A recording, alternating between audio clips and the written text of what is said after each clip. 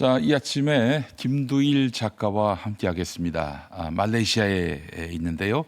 김 작가님. 네, 안녕하십니까. 좋은 아침입니다. 네, 1시간 시차에 말레이시아에 계시고 다음 주에 돌아오신다고요. 네, 다음 주 초에 들어가자마자 아무래도 예. 김영민 목사님을 제일 먼저 뵐 것 같습니다. 예. 팟빵에서 운영하는 아고라에 동반 출연하기로 했습니다만은. 자, 김 작가님 어제 유시민 작가의 팟빵 매블쇼에서의 발언 어떻게 들으셨습니까? 이게 와이프가 삐치면은 제가 어떻게든 달랠 수가 있는데 삐친 노인네를 참 달랜다는 것은 이건 이재명 대통령도 불가능하구나라는 것을 느꼈습니다. 예.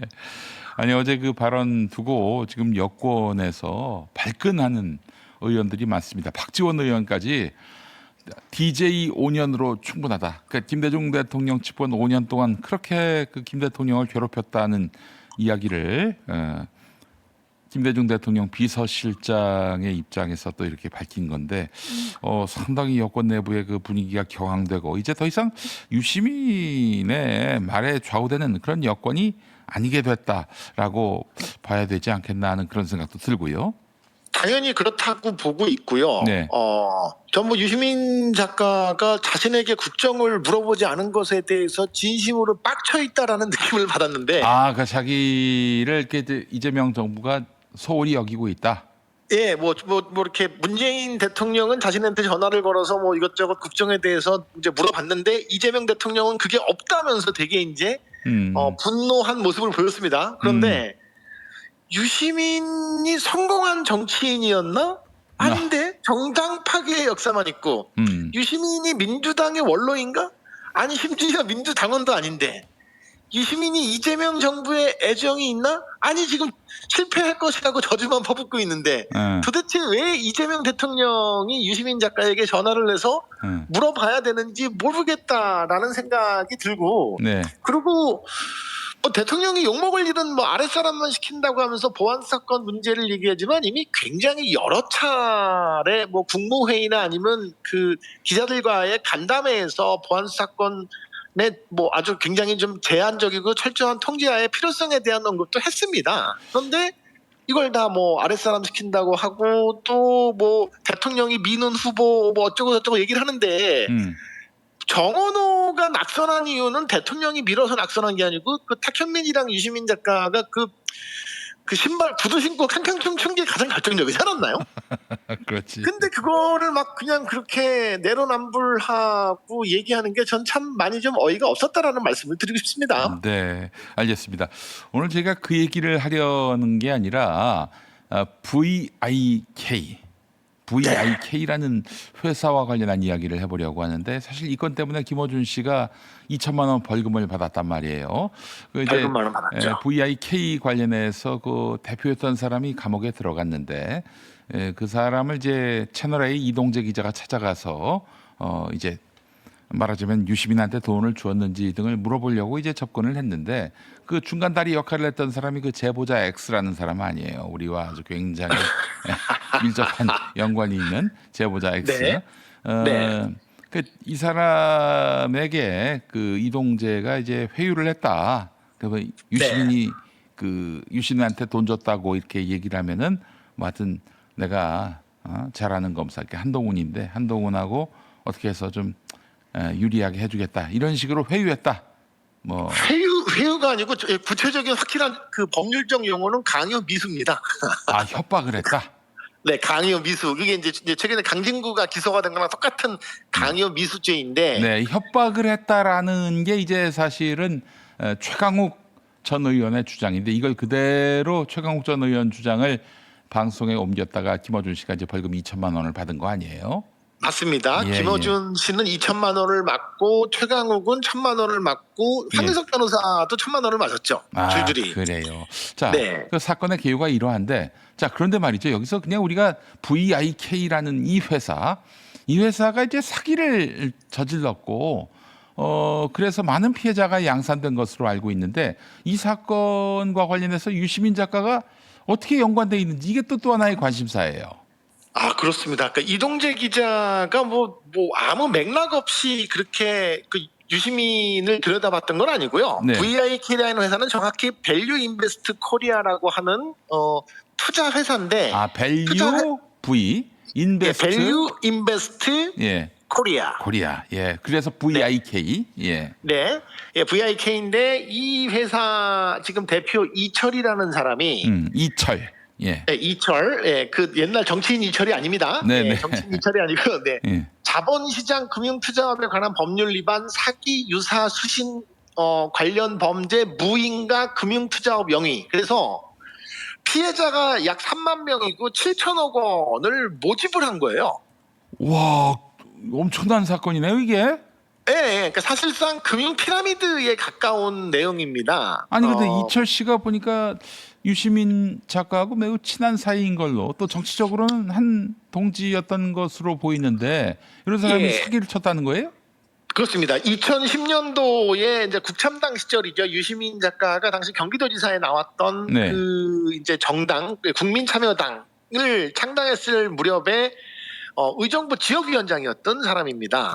그런데 같은 당을 했었구나 심지어. 네, 같은 당이죠. 같은 창당의 동지입니다. 창당의 동지. 그런 사람이 사기를 쳤다는 거예요? 네, 맞습니다. 그러니까 이제 지금 12년 이제 확정 판결 받고 들어갔고 추가 지금 기소 사건들이 줄줄이 지금 진행되고 있는 그런 상태입니다. 네, 그런 상태인데 이제 그 궁금한 거, 그러니까 제가 궁금한 건 그거죠. 창당을 할 때 지역위원장과 당대표의 관계는 과거에는 정치적 동지의 관계고 나중에 후반에는 같이 정치적인 생사고락을 도모하는 사이잖아요. 그렇죠. 네, 그 보통 관계는 아닌 거예요. 나중에 이제 그게 아니라. 근데 그런 관계로 출발을 해서 이 이철이라는 양반은 이제 그 유시민이 이제 통진당으로 가고 정계 은퇴할 그 무렵에 본인도 정치를 은퇴하고 원래는 2012년도 총선에 나온다고 했다가 국참당 후보로 그걸 이제 은퇴하고 사업을 하기 위해서 만든 회사가 지금 이제 VIK인데 근데 이제 투자금이 중점적으로 그렇게 양산되고 모이기 시작한 시점이 2013, 14, 15예요. 근데 그 무렵에 특히나 이제 유시민 작가가 여기 이제 2번이나 거기 VIK에 가서 강연을 한 겁니다. 네. 한 번은 거기에 있는 이제 그 투자자를 모집하는 다단계 모집책, 그러니까 이제 거기 직원들을 대상으로 한번 강연을 했고, 그 다음에 두 번째 강연이 좀 심각한데 지금 이 이철이라는 사람에 대해서 이제 피해자들이 이 사람 좀 사기꾼 같다라는 이제 의심을 하면서 이제 질의서를 내용 증명 보내고 그리고 이제 여기 이 검찰에 고소장을 접수할 무렵에 일반인을 대상으로도 유시민이 강연을 한 거예요. 그래요. 아니 그럼 말하자면은 유시민이 이 사기 사건에 가담을 했다든지 어떻게 공조를 했다든지 그거는 알 수 없지만 적어도 힘을 실어준 것만은 맞네요. 굉장히 큰 힘을 실어줬고 특히나 이제 2015년도 6월 18일 날 밸류 인베스트 코리아 세미나실에서 여기 있는 이제 그 투자자들을 대상으로 강연을 했는데 회사 사무실에서. 네, 회사 사무실에서. 근데 그러면 생각을 해보세요. 이제 그 무렵이 이 이제 투자자 이제 피해자 모임들이 결성이 돼 갖고 내용 증명 보내고 고소장을 쓰고 있던 시기예요. 그러면은 그런 내용들이 알려지면 거기 이제 밸류 인베스트 쪽에 있는 사람들은 이거 우리 투자금 빼야 되는 거 아니야? 이거 이러다 우리 돈 물리는 거 아니야? 이런 고민들을 하지 않겠습니까? 그래서 그런 굉장히 민감한 시기에 유시민이 딱 등장을 해서 거기 있는 투자자들을 일반인들 대상으로 이렇게 강연을 하면은 알쓸신잡 유시민, 우리 시대의 현자 유시민이 이렇게 여기에 와서 그렇게 강연을 하면은 이 회사는 되게 좀 탄탄하고 안전된 회사겠구나라고 그렇게 안심을 할 거 아니겠습니까? 당연하죠. 그렇기 때문에 나중에 진짜 이철 씨가 감옥에 가고 이 처벌을 받을 때쯤에는 뭐라도 입장 표명을 해야 돼요. 그렇지 않습니까? 한 번도 그런 적이 없고요. 한 번도. 도리어 입장 표명도 아니고 이제 그 이야기가 다시 대두가 된 게 2020년 초반에 갑자기 유시민이 이제 한동훈 검찰이 자신의 노무현 재단의 계좌와 자신의 계좌를 들여다보는 것 같다라고 이제 그때 알릴레오 방송에서 갑자기 폭탄 선언을 합니다. 네네네. 난리가 났죠 그때 이제. 글쎄. 그래서 근데 결국은 그 내용도 유시민이 싹싹 반성문까지 쓰면서 빌었어요.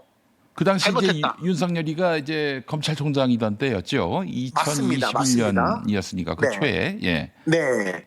이제 그렇게 이제 싹싹 빌고서 뭐 이제 뭐 한동훈이 그것 때문에 실제로 이제 민형사 걸어서 벌금 3천만 원에 뭐 손해배상 3천만 원, 그러니까 뭐 다 그냥 두들겨 맞은 거예요, 다 그냥 이렇게. 네, 네, 네. 근데 그러면은 왜 그 당시에 유시민은 갑자기 이제 그러니까 그때가 이제 검언유착, 아까 말씀하셨던 제보자 X가 이제 등장을 해서 무슨 뭐 검언유착이 있었네, 이동재 문제 막 시끄러울 때 그때 유시민이 저는 딱 등장한 시기도 조금 이상하다고 봤던 거죠. 그러니까 이건 여기서부터는 이제 뭐 정말 추정의 영역일 수밖에 없습니다만, 네. 이제 이철이라는 사람이 갑자기 대두가 되면서 뭐 유시민한테 돈을 뭐 줬다고 해라. 그러면 뭐 우리가 알아서 할게. 이거가 지금의 이제 뭐 김어준 등이 발급명을 맡게 된 건데, 네. 이건 뭐 이제 의심의 영역이고 뭐 저의 작가적 상상의 영역입니다만은, 네. 진짜로 뭐 이철과 어떤 뭐 거래가 있어갖고 그게 캐비넷 속에 있던가 아니면 검찰한테 탄로가 날까봐 본인이 찔려갖고 검찰이 내 계좌를 들여다봐요, 뭐 이렇게 이제 의심을 한 것이 아닌가라는 그냥 저의 그냥 뭐 근거 없는 어떤 추론을 지금 이제 하게 된 거죠. 그때 상황이. 유시민이나 이제 김어준 또 최강욱을 신뢰하는 사람들은 이 억가를 한 것이다. 네. 그래서 이동재 그리고 배후의 한동훈이가 어떻게든 이철을 유시민과 엮어가지고 유시민을 괴롭게 하려고 그렇게 궁지에 몰게 하려고 그렇게 사건을 만들었다, 엮었다 그러는데 우리가 그게 실상이 어떤지는 제대로 따져보지 못했다, 이런 얘기잖아요. 예. 그렇죠. 그러니까 사실은 그때 뭐 우리는 뭐 제보자 X 지현진에 대해서 뭐 저나 뭐 목사님은 너무나 잘 알지만, 그때 제보자 X가 이제 예. 그 이동재 기자한테 접근해서 뭐라고 했냐면, 나 거기 그 이철 씨가 이 정치인들한테 돈 준 계좌 내역도 가지고 있어, 이철 씨가. 이렇게 얘기하니까 이동재가 안 낚일 수가 있겠습니까? 계좌가 있다고 했어, 계좌 내역이. 그래서 제보자 X가 그런 말을 했군요. 네, 판결문에 다 있는데, 판결문에 있는데, 근데 이게 그러니까 골 때린 게 이제 그 지금 밸류 인베스트 코리아 얘기를 들어보면 유시민이 거기 뭐 글쓰기 강연하고 뭐 그것 때문에 투자자들이 안심하고 이제 이런 내용까지는 사실상 뭐 이제 거의 뭐 이제 사실관계가 확인이 어느 정도 된 거고. 네. 그러면은 다 이제 기자라고 하면 의심을 할 수밖에 없는 상황이에요. 상황인데, 근데 거기서 갑자기 이제 그 제보자 X가 이동재한테 계좌 내역이 있다고 하면은 그 어떤 기자가 안 넘어가겠습니까? 그래서 실제로 이제 이동재를 만나기도 하고, 그거를 이제 MBC랑 같이 그 뭐 짜고서 이제 MBC는 멀리서 이제 그 장면을 찍은 게 그게 이제 검언유착이라고 보도에 나갔던 거예요. 그 아주 그리고 망신스럽게 MBC가 네. 나중에 백기를 들었어요. 그거 정말 아주 그 어떻게 보면 좀 창피한 일이죠. 언론에. 예. KBS도 그때 동참했다가 하루 만에 그냥, 왜냐면 그것 때문에 이제 그 이동재가 실제로 다 한동훈과의 통화 내역을 다 까버렸어요. 다 그냥 녹취 내용을 다. 근데 그 지금 MBC에서 보도했던 혹은 뭐 지현진 등이 이제 이렇게 얘기했던, 최강욱이 얘기했던 내용이 하나도 없는 거예요. 그냥 도리어 뭐 한동훈은 이렇게 하면 제가 한동훈 실드 친다고 할까봐 또 저도 좀 되게 조심스러운데, 그냥 아니 유시민 뭐 한물 간 사람인데 무슨 뭐 그렇게 뭐 저거 할 거 있겠어, 뭐 거의 그 정도 수준인데 마치 뭐 돈을 줬다고 해라, 뭐 이건 다 그냥 뭐 최강욱 등이 다 그냥 망상 내지는 그렇게 프레임을 만든 거죠. 유시민도 그 얘기를 또 최강욱 발이지만 받아갖고 알릴레오 해서 그래서 그 검언유착 사건의 사실은 실태는 지금 이 판결문 등을 보면 솔직히 또 이 민주 진보 진영의 수치스러운 또 과거 중에 하나입니다, 사실은. 그래요. 자, 그러면은 이제 유시민의 정치적 동지 관계였던 이철이라는 사람이 VIK라는 회사를 만들어 가지고 엄청난 사기를 친 것이고, 그래서 이제 감옥에 들어갔고 구속된 나중에 이제 이동재 기자가 이철 씨에게 접근해서 유시민한테 돈 준 게 있으면 밝혀라, 이렇게 얘기를 한 건데, 이걸 이제 협박으로 엮어 가지고 떠벌리다가 이제 김어준 씨는 나중에 벌금 2천만 원을 받게 된 것이고. 자, 그렇다면은 유시민은 정말 VIK 이철 씨에 대해서 그냥 사무실 가가지고 글쓰기 강연 한번 해준 정도에 불과한 것인가? 네. 혹시 이제 VIK의 사람들이 투자금을 이제 내도록 뭐 어떤 적극적인 역할을 한 것 아닌가. 그래서 네. 뭐 거기에 따른 그 어떤 적정 수준의 어떤 보수, 그러니까 강연에 따른 보수, 뭐 70만 원 받았다고 얘기했는데 그 이상의 돈을 또 받은 것은 없는지 이게 또 의구심이 드는 것이고요.